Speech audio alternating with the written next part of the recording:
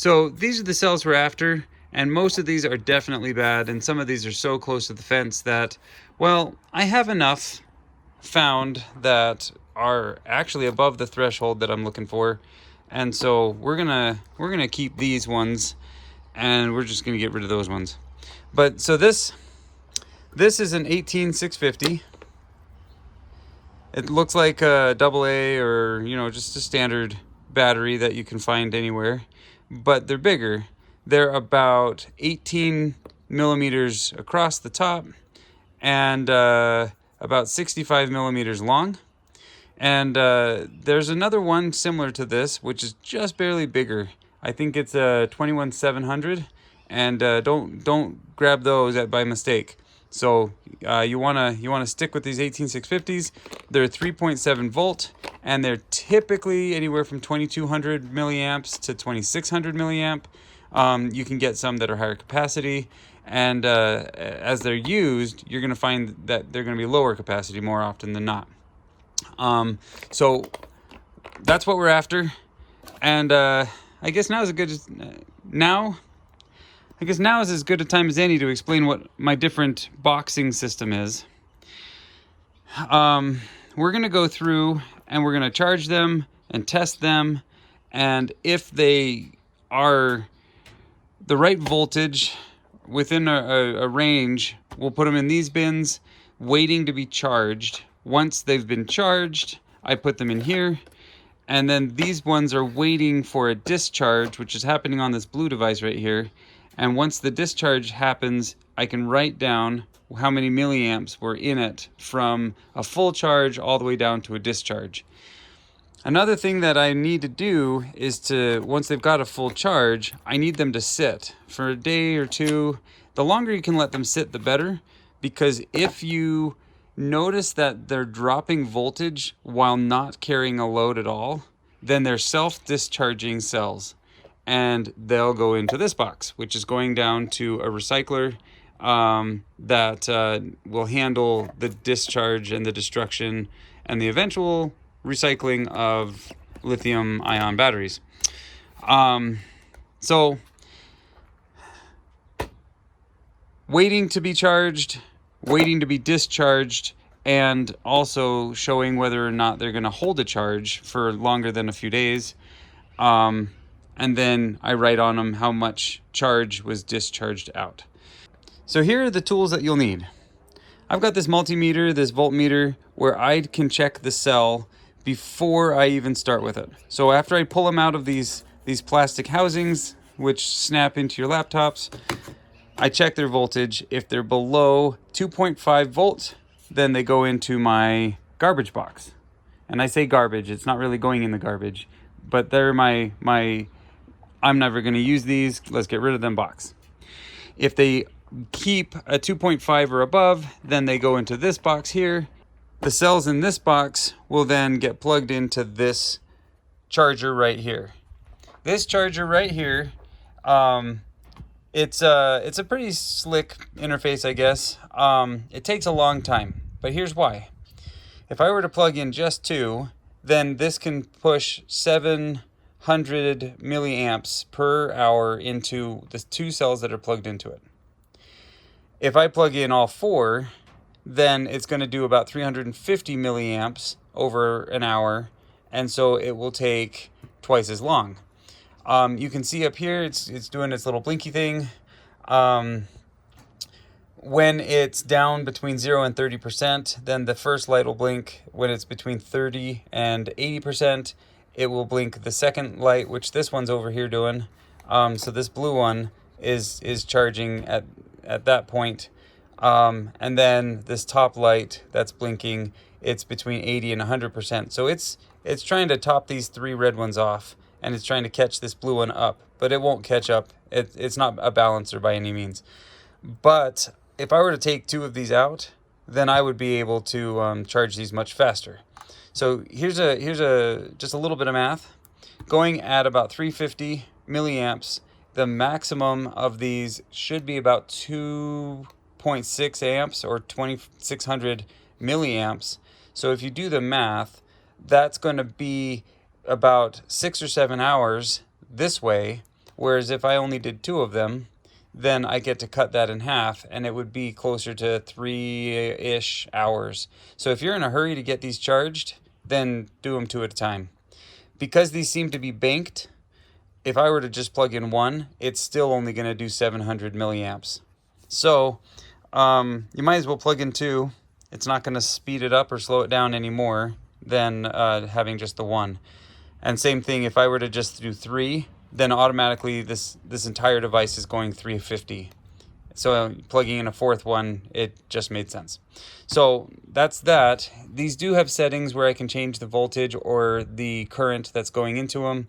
I leave it as default. It's already built for the lithium ions, and it knows how to detect the 3.7 volt. So I don't play with this one. But yeah, I like having this. It was about $28 on Amazon. I have a link in the description for this. Yeah, I really enjoy having this. I'm thinking of buying like 2 more because I don't know if you've seen how deep these are, but each one of these containers holds 50. So right here, this is roughly 150 batteries. And if I have to go 4 batteries every 6 or 7 hours, that is going to take me all summer. So I'm looking into getting another one or even another 2 of these, a $50 purchase to get 2 more of these, and I'd get through my batteries 3 times faster. I think that's a no-brainer. This IMAX B6, this is a charge, discharge, and balancing device. This has a lot of knockoffs out there. I don't really know if this is a knockoff, to be totally honest. It's the Sky RC version, which I've been super impressed with. It has this really annoying beep, but you can get rid of that. I'm not going to mess up my process right now to show you, but you can program the interface a little bit to set timeouts and everything else. So I really like the flexibility that this one gives me. As for the knockoffs, I don't know if the quality or the feature set is the same, but this one, I like this Sky RC one. Oh, we got a bird yelling at me. All right. So one set of the features that I wanted to highlight for the purpose of what I'm doing here today is you can set the discharge amperage to any value. I don't remember what the minimum was, but I've got it set for 700 milliamps on its discharge, and obviously it's looking at my single battery. It's plugged in right down here. It's this little pink guy, and so you can see that this discharge has been going on for 107 minutes. So I'm just short of 2 hours at this point, and it's gotten 1,258 milliamps out, and it's still holding a voltage of 3.51 volts. So this will cut off down between 3.0 and 3.1. Technically, it's not discharged until it gets down to a voltage of about 3 volts. So it depends on a few things, and I know that that's something I can set. I can have the discharge be lower, and then it will show a higher number of milliamp discharged. But I left that on default. We're gonna see how this battery pack works with the amps that I get out of it from these settings. But basically, what I'm trying to do is figure out how many milliamps will discharge between what's considered full voltage, which is about 4.2 at a high point, or this charger over here seems to go to a 4.16 consistently.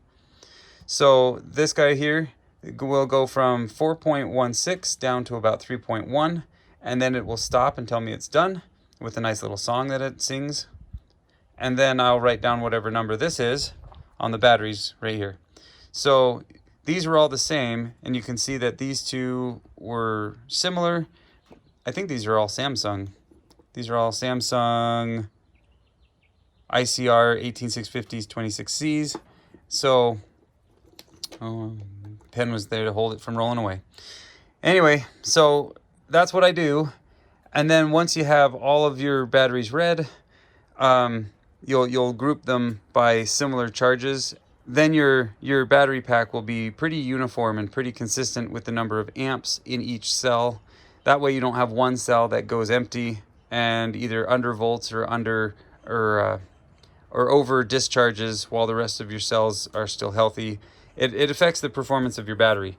So anyway, one thing that I did want to say is that you can set how quickly this is discharging. So I have it at 0.7, and this should, if I get to about 2100 milliamp, then this should take 3 hours. However, if I were to up this to 1 amp and it still had the 2100 milliamp. So I was going to do something real fast with you. I was going to show you how to get into these guys, and then I was going to show you how to determine whether the cells are keepers or not. And just on the side note of gold recovery, yeah, those pins are gold plated, and some of them may be brass, I guess, but these ones look pretty good. So as you're trying to figure out how to get into these guys, you know, there's a seam that always goes around it, 100% all the way around. What you want to be careful for is on these areas that are rounded, the batteries are going to be in there. So you can see that this looks like it's going to be 3 wide, and then there's this gap on this side. This side is where the control BMS, they have their own little battery management, power supply management circuit boards in here. And this side that has the extra plastic, this is where you can easily cut in without jeopardizing your battery. If you pierce a battery, it is a fire hazard. It is bad news. So you want to do everything you can not to jeopardize the batteries themselves. What I like to do is just take my little wire snips and I just find a corner that looks like the safest corner, and I just put it on there and snip.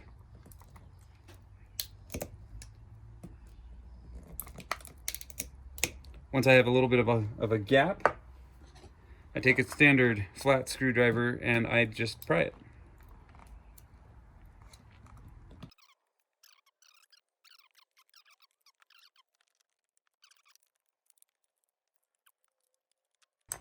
Once you have enough of a finger hold, you may be able to just open it. Like that. Ooh, I was wrong about it having 3 wide. It has 4 wide.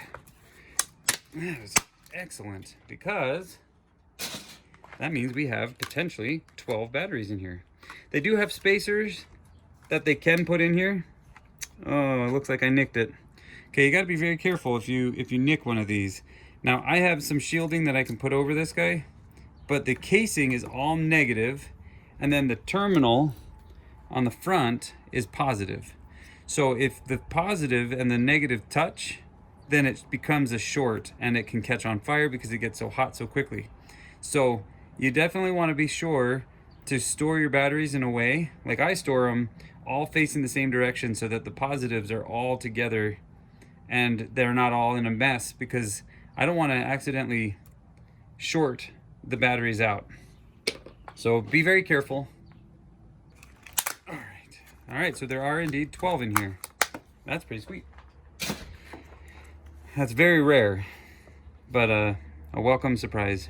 Now they're all glued together, and they're also going to be glued to the bottom of the thing. So what I do is I bend them, and it cracks them out of their spot. Okay. So this plastic can be recycled. Now, this is a tricky part, because the nickel strips that connect the batteries is very sharp. It is like a razor. In fact, I cut myself the other day, right here. All I did was touch it, and it sliced bad enough. So just treat these with respect, and don't rush through this for no reason, you know. But yeah, there's some gold pins right here, some gold plated pins. So we'll save all these and we'll run them someday. But here's what I do with this, because these snips, all you have to do is use the battery as leverage, and you will tear that shielding. So I absolutely do my best to never even touch this metal part to the battery, because then I don't get into that habit of using the battery as leverage. Because these cells, oh, see, here's another one. It's another split wrap. Dang it. So I've got a few split wraps that I'm gonna have to worry about. I like to work from the negative side first, because if I have difficult shielding to get off, then there's a trick. I'll get to that. So sometimes I like to just cut these off, so that way I am working with one series at a time. There's one series. Oh, come on.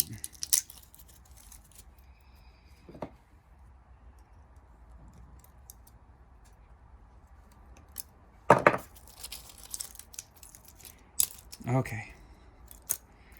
There's a second series and our third and final series.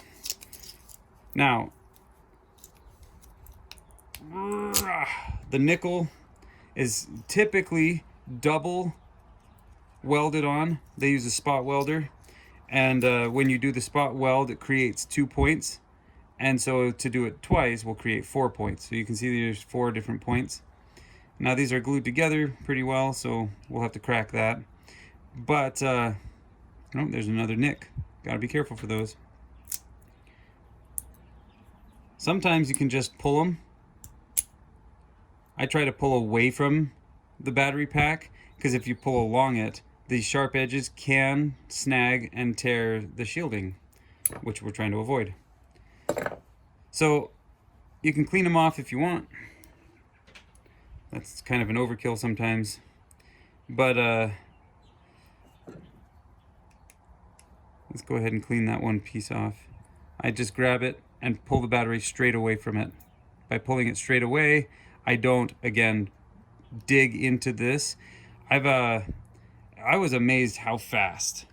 When I first started doing these batteries, I grabbed the nickel strip and I was pulling like this, and I dug into the shielding here, and within less than a second, I smelled smoke, and when I looked down, everything around here had been melted, because the temperature in less than half a second, or less than a full second, the temperature got so high and it started melting the shielding, because I'd shorted it. Because by prying this way, I dug through the shielding with the pliers, and it created a short circuit. So you want to be very careful. That's why I pull away. Now I just pull straight off, and I never run into that problem anymore. So before we take any more steps into taking any of these off, let's see if this is even worth our time. Okay, so the ridge down here is our positive. This flat side is our negative. If we touch to here, we are at 1.79 volts. So what this tells me is either this battery pack has sat for a very long time and has been slowly discharging over time, or that this cell is bad. So below 2.5, that is our threshold. So all of these will be about 1.78 or 1.75, because they've been in series so long that they are going to be balanced, or as close to balanced. Now there are exceptions, but I'm going to take this shielding off. All right. And I'm going to show you that these are all going to be 1.78, because the first one was 1.79, 1.79, and 1.79. Okay, so that shows that I was right. When one cell is that way, all of them in the series will be about the same. So these ones we're going to throw in our box. We're not going to use them. Now, it doesn't mean that all of them are going to be bad. Let's go ahead and look at the second series from that battery. And a fun thing is, with them being in series, they should all have the same voltage. So if we put, let's flip these around. If we put the probes on 1.99, 2 point. All right. So that means all of these cells are going to share that voltage. Unfortunately, that's not a good voltage for us, so we're going to set those in the box too. And the BMS segment that stayed on, it's irrelevant, but I'll take it off just for fun. Oh no, that broke the shielding. See how fragile that shielding was? By just scraping it with this. This is a great video on what not to do, apparently.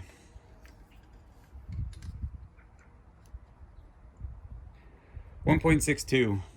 Okay, so this whole battery, this whole battery pack was bad. Sad, because there were 12 of them in there, but they're all bad.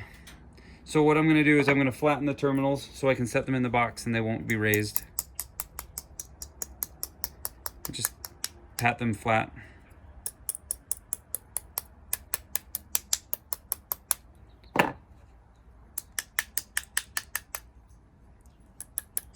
Okay.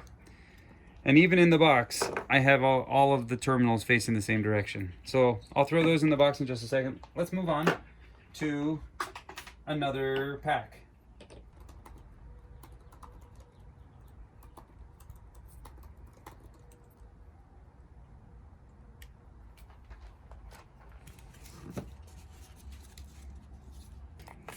Let's see if this one will be any better for our voltage. That gap. All that extra material they have to use just so they can have that gap. I don't even know what the point of that gap was. So. All right. Again, don't pry. Pull straight away. Let's see what this one was. These caps on them, huh?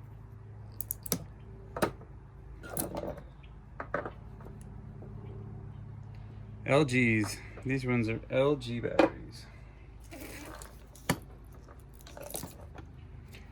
Let's take a look.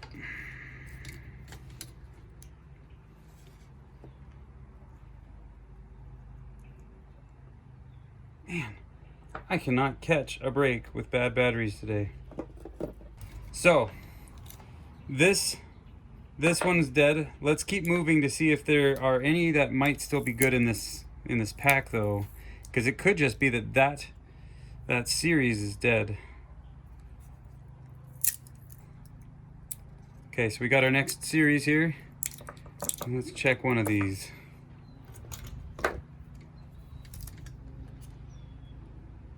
Hey, look at that. 3.1, 3.1, 3.1. So this series was pretty dead. It's a mess now since pulling it apart. Oh wait, it was this series up here that was dead. Getting all sorts of distracted. So this series here is dead. Let me confirm that again. 0.3, 0.03 I mean, 0.04, and 0.04. This series we haven't tested yet, but this one, 3. So that means these 6 batteries are going to be good out of the 9 that we pulled out of that pack. Well, thanks for watching, and this is part 1 of a series that I'm doing. We're going to be making the battery pack here. I have to wait until I have quite a few of these more. I have to wait until I have quite a few more done. And I will be making that battery pack this summer. But yeah, I figured I'd bring you along for the ride on how I prepare my batteries. If you've got any comments or questions, please drop them in the comment below. For the items that I used in this video, for the devices that I used in this video, those links will be in the description. Just be careful if the $60 that this Sky RC piece costs is a little high for you. There are generic knockoff brands, the fake brands. I don't know how well they work.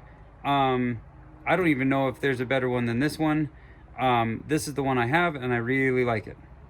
As for the charger, any four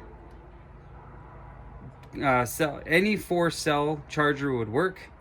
So some of them have displays, and that would be nice actually. I might, when I get another one, I may look into one that has a display, but I really like this one. It's really simple to use. There's nothing to configure. You just put it in and they just go. So these will all be in the description. This Klein tools was a Home Depot purchase, but I'll find one on Amazon that's very similar, if not the same. But in general, that's what I got. So please, if you're entertained or if you're interested in seeing the rest of this series when it comes out, please subscribe, and I'll see you in the next video.